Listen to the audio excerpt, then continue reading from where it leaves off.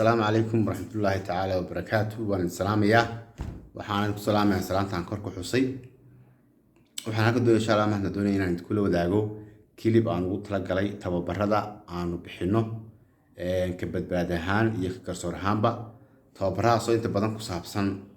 كباست بيلدينكا وأندوني إن شاء الله هنا جندق وديجو قف كستو أنا ويديه أما نوجا بهذا والبحين كسابس تبى بردا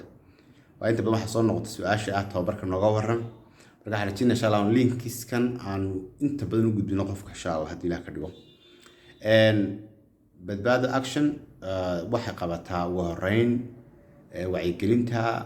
abaabulka tayadiska iyo wixii la halmaala waxaan nahay NGO maxalli ah oo ka diiwaan gashan wasaaradda qorsheynta qaranka Soomaaliland bayskaygu waa Hargeysa aan deganahay waxaan sidoo kale bixinaa tababaro ku baxa habka online-ka ah iyo offline-ka ah qofku labada habba uu isdiiwaan gelin karaa hadba isoo markaa u eegay channelskiisa iyo fursadu markaa haysto waxaan markaa adeegga xagga tababarka waxaan bixinaa saddex qaybood baan bixinaa oo kala duwan kow waxaan bixinaa adeeg loo yaqaano job skill oo ah in qofku barto nidaamka saxda ah ee xafiiska looga shaqeeyo oo practical ah muddo 4 cisho afarta cisho qofku si toos ah ayuu u imanaya xarunta aan ku leenahay magaalada Hargeysa khaasatan area-da bridge-ka koonfurtiisa bridge-ku in Hargeysa anagoo markaa dhow siinayna tilmaamaha ee gaarka hadda qof meesha ku imanayo habka kalena waxa weeyaan hab online ah oo lagu baranayo nidaamka hay'aduhu u shaqeeyaan ama structure-ka wax loo yaqaan ama mas'uuliyadda tusaale ahaan online responsibility wax loo yaqaan sidoo dhisan yahay san tababarkaasi ah oo san soconaya afarta cisho marka waa NGO management structure ama NGO organogram-kii baa qofka lagu train garanaya ama sharcigan NGO badan isticmaalaan baa lagu train garanaya kaasoo muujinaya markaa sidee baa shaqada loo kala leeyahay wax kasta oo xafiis ka tirsan haday tahay maamul haday tahay board haday tahay GA waxaan markaa ku train garanaynaa asxaabta markaa ama dadka ardayda soo codsaday nidaamka iyo shaqada ay leeyihiin ee mudan lane responsibility-ga loo yaqaano waxa dhacda markaa mararka qaar in aanu sameeyno waxa loo yaqaano mixed training baa sameeynaa oo ah inaanu kii job skill-ka ha iyo kii NGO-ga qofka isku darno badanaana way dhacdaa qofku waxaan jeclaysanaa inaanu labada sector ba aan isku darno si wax badan u fahmi karo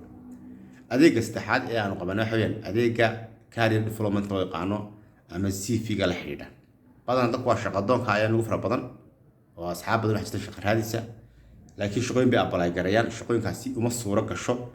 in lagu soo daro short list-ka wax loo yaqaan marka halka waxa ka cad marka qofkaasi inaanu CV qurux badan oo ku hagi kara ama u soo jeedi kara inuu soo gaaro stage-ka labaad oo ah stage-ka loo yaqaan short list-ka oo ma qofkii la soo dejiyo leeyahdo waxa ka mid noqotay dadkii la wareysan lahaa ama dadkii imtixaanka la qaadi lahaa taas oo ugu wacantay marka inaan qof lahayn